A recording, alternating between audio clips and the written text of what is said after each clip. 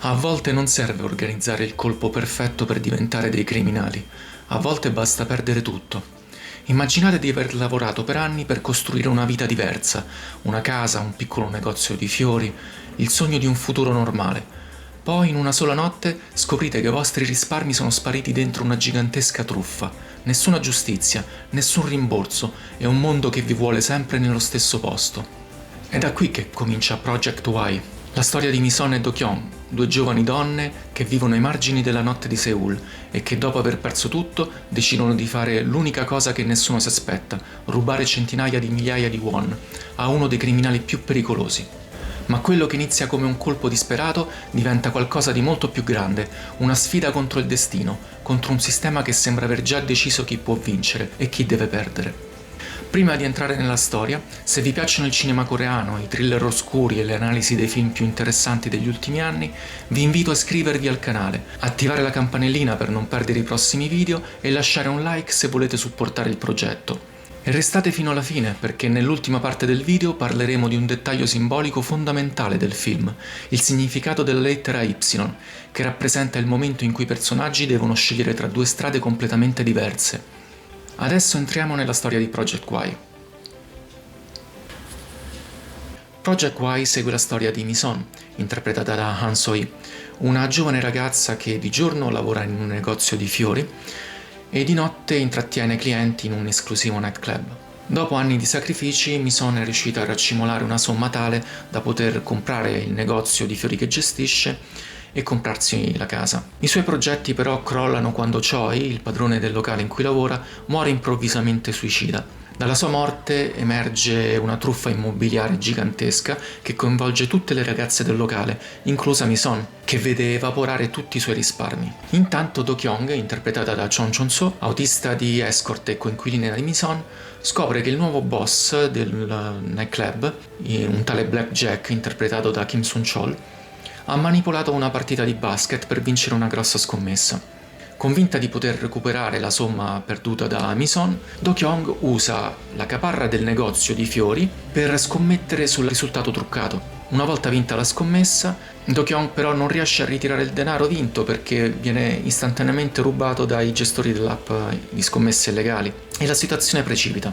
Per recuperare i soldi Do-kyung si rivolge a So-koo, interpretato da Lee Jae-kyun, un intermediario nel mondo criminale che le procura lavori sporchi e oltre a procurarle lavori sporchi intende anche far debuttare Mison nel mondo della prostituzione online. Nel frattempo Sung-won, un gigolo del nightclub, scopre da una cliente speciale, la moglie di Black Jack, che quest'ultimo ha nascosto $700.000 di fondi neri da qualche parte nella provincia di Gyeonggi per sfuggire ai controlli fiscali.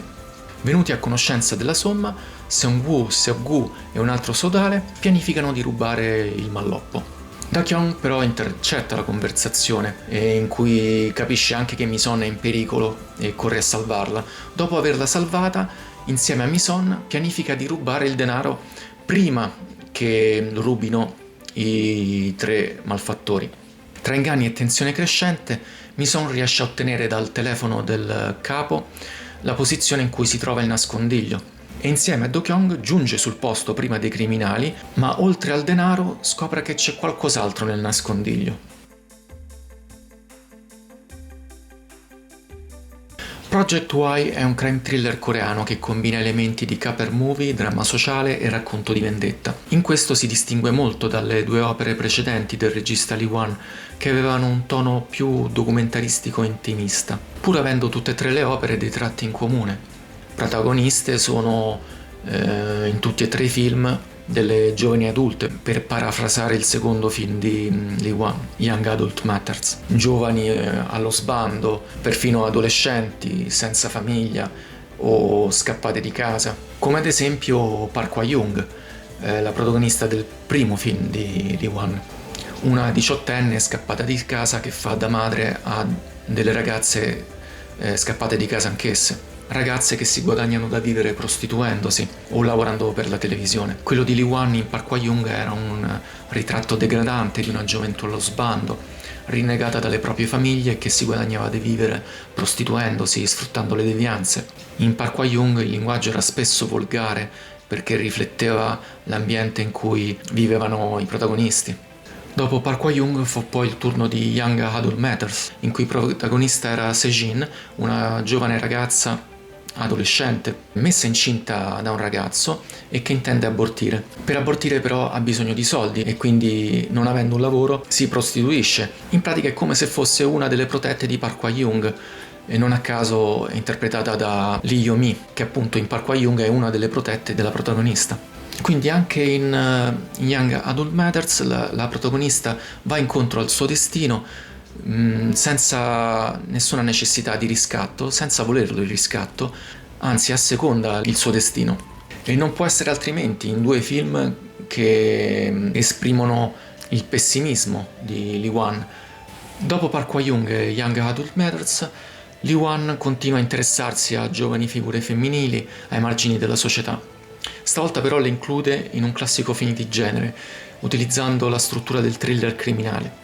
Una scelta forse meno efficace sul piano del realismo e dell'intimismo che caratterizzavano le opere precedenti, ma che non gli fa perdere la capacità di coinvolgere e di colpire nel segno. Il film mantiene infatti una tensione emotiva, grazie soprattutto a una violenza improvvisa e brutale che attraversa la storia e restituisce la precarietà del mondo in cui si muovono le protagoniste. Un mondo, quello di Project Y, dominato da un antagonista spietato e psicologicamente instabile, i cui atteggiamenti ossessivo-compulsivi delineano un profilo inquietante. Blackjack infatti è un individuo capace di tollerare il tradimento della moglie, ma non la perdita del proprio patrimonio. Emblematica da questo punto di vista è una scena in cui lui vede sull'iPad un cane che viene inghiottito dalla melma come fossero delle sabbie mobili. Dopo essersi concentrato su questa visione, su questa immagine, il regista stacca e dopo aver eseguito una carrellata su Blackjack che corre su un Tapliru Run, sposta poi l'attenzione sulla moglie sanguinante e pestata a sangue sul pavimento, proprio per far capire che la moglie viene considerata al pari di un cane che viene inghiottito nella melma. Quindi lui neanche della moglie tiene tanta considerazione. Quello a cui tiene più che altro è proprio il denaro, il potere. È quello che non tollera perdere. Usa le sue persone, anche le più fidate, per poi abbandonarle come cani che sentono l'approcciarsi della morte mentre la melma li inghiotte. Stessa fine infatti la farà un altro personaggio all'interno del film. Altro personaggio che concede fiducia a Blackjack, fiducia che poi viene totalmente disattesa. Tuttavia, seppur Blackjack rimane il villain in assoluto, il personaggio più controverso è di sicuro Se-gu. Controverso perché, nonostante sia meschino con i più deboli e patetico con i più forti, ottiene ciò che vuole, seppur per volontà delle protagoniste, che preferiscono usarlo contro Blackjack piuttosto che vendicarsi di lui, mentre Ga-yeon, interpretata da Kim Shiro, ha il ruolo della scheggia impazzita. A conoscerla bene è la figlia Do-kyung, che non comprerebbe mai un fiore sapendo che appassisce, proprio come sua madre, ormai devastata dalle dipendenze e legata a un mondo che non esiste più, ma che resta l'unico a cui sente di appartenere. Ga-yeon è poi un personaggio che si collega alla Park Hwa-young del primo film del regista e alla Se-jin di Young Adult Matters. Come entrambe le protagoniste di quei film, infatti Ga-yeon è come se fosse loro adulta. Ga-yeon era una escort che col tempo si è abituata a fare quel lavoro e ha perso anche la speranza di riscattarsi. Non solo, poi grazie alle droghe e all'alcol si è assuefatta sempre di più a questa condizione e non ne vuole uscire. Ormai quella è la sua dimensione, e anche se è uscita da quell'ambiente, dall'ambiente del nightclub, è come se ne facesse sempre parte. Non a caso, appena riesce a mettere mano sul malloppo, lo usa non certo per scappare, per rifarsi una nuova vita, ma per ritornare all'origine dei suoi mali, al nightclub. Quindi Ga-yeon per Lee Wan non sarebbe altro che l'adulta di Young Adult Matters e di Park Hwa-young. La Se-jin ormai diventata adulta, o la prostituta protetta da Hwa-young diventata adulta anch'essa. Un personaggio che appunto non può più scappare dal suo destino. Emblematica da questo punto di vista è la scena in cui Ga-yeon intima, esorta sua figlia a rifarsi una nuova vita, a scappare, ad andarsene da lì e di lasciarla stare. Sua figlia Do-kyung vorrebbe proteggerla, vorrebbe difenderla, ma è lei che non vuole essere difesa, è Ga-yeon che vuole restare nell'unico ambiente che sente suo, a cui sente di appartenere. Lei ormai è senza speranze, speranza che invece Lee Wan affida alle protagoniste di questo film. Ecco in cosa si distingue Project Y rispetto alle opere precedenti, soprattutto in questo. L'ambiente è sempre lo stesso più o meno, si distingue però l'atteggiamento dei protagonisti, non più succube degli eventi, della situazione in cui vivono, non assecondano più la situazione in cui si trovano, ma reagiscono. Ga-yeon esorta sua figlia a scappare, e scappare dovrebbe essere la soluzione in questo caso. Ma come dice lo sciamano che Do-kyung consulta in Project Y, scappare non serve a niente.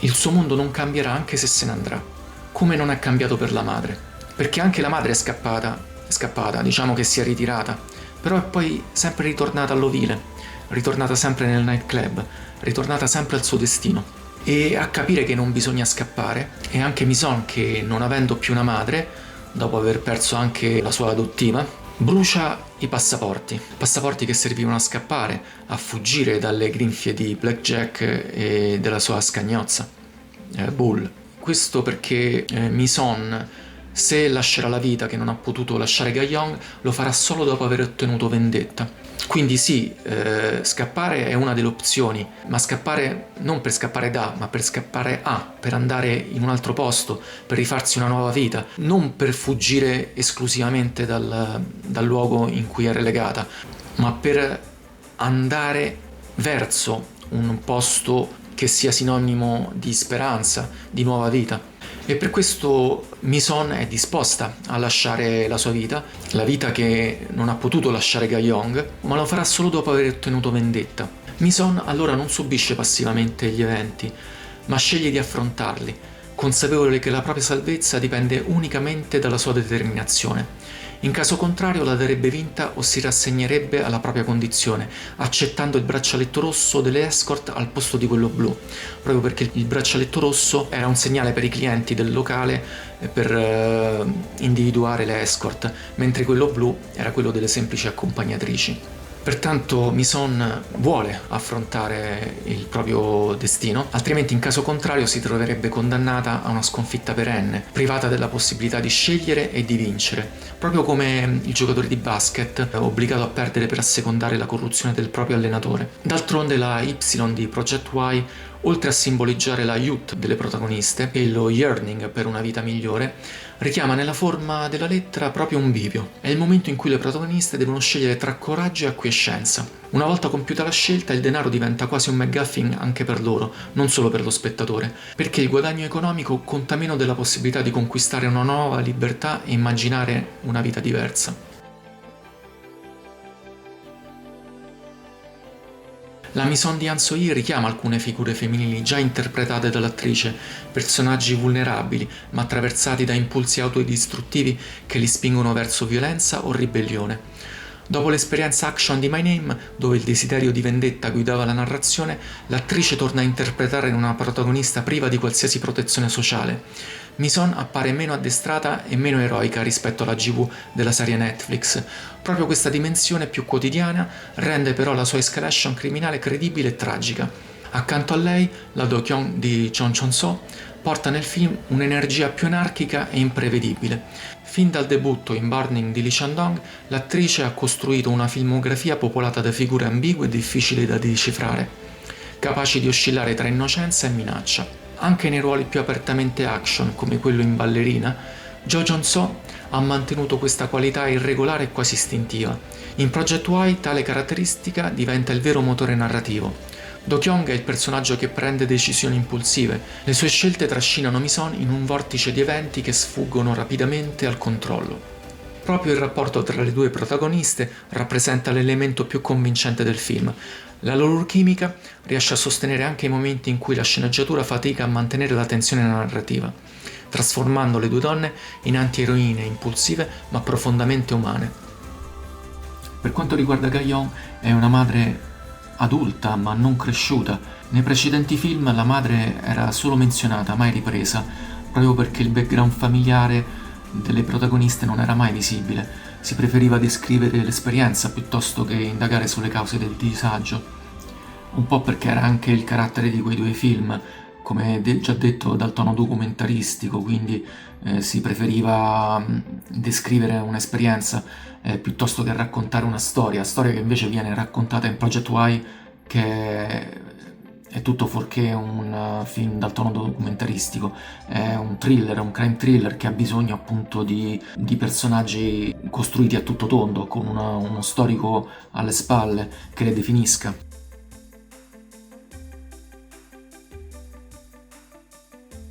Sul piano autoriale, invece, il film segna una parziale deviazione nel percorso del regista Lee Wan. Come abbiamo detto in precedenza, nei suoi lavori precedenti, Park Hwa-young e Young Adult Matters, l'autore aveva costruito ritratti crudi e quasi documentaristici di adolescenti e giovani adulti ai margini della società coreana. L'attenzione era rivolta soprattutto alla dimensione relazionale e alla violenza psicologica che nasce in contesti familiari e sociali disfunzionali. Con Project Y, Lee Wan invece prova a innestare quella sensibilità sociale all'interno di una struttura di genere più codificata. Il risultato è un noir urbano che utilizza elementi tipici del caper movie. Tra questi ci sono la ricerca del bottino e la corsa contro antagonisti più potenti. Tuttavia, il film li piega una prospettiva esistenziale. Anche sul piano visivo il film abbandona in parte il naturalismo dei lavori precedenti del regista. Abbraccia invece un'estetica più stilizzata. Luci al neon, notti di Gangnam illuminate da forti contrasti cromatici e spazi urbani claustrofobici costruiscono un'atmosfera di bitrice del noir contemporaneo. Nel quadro del cinema coreano recente, Project Y può quindi essere letto come un tentativo di rielaborare l'heist movie secondo coordinate più intime e introspettive.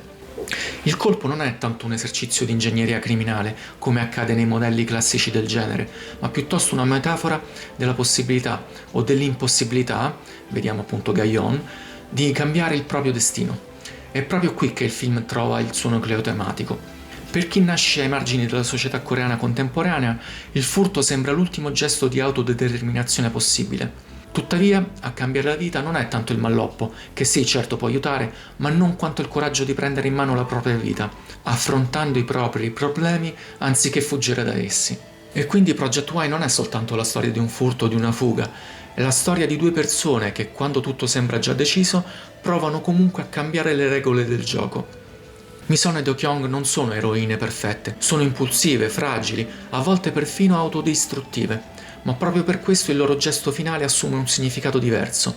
Non è soltanto una questione di denaro o di vendetta, ma il tentativo disperato di conquistare qualcosa che il loro mondo sembra negare fin dall'inizio, la possibilità di scegliere il proprio destino. Ed è forse questo il vero cuore del film, quel bivio rappresentato dalla lettera Y, il momento in cui bisogna decidere se accettare la propria condizione oppure rischiare tutto per provare a cambiarla. Adesso però sono curioso di sapere la vostra opinione. Secondo voi Mi-son e Do-kyung riescono davvero a sfuggire al loro destino oppure il film ci suggerisce che è impossibile scappare dal mondo in cui si nasce? Scrivetelo nei commenti. Se il video vi è piaciuto lasciate un like perché aiuta tantissimo il canale a crescere e a fare arrivare questi contenuti a più persone possibili. E se volete vedere altri video sul cinema coreano, analisi di film e recensioni approfondite, ricordatevi di iscrivervi al canale e ad attivare la campanellina per non perdere i prossimi contenuti. Noi ci vediamo al prossimo video.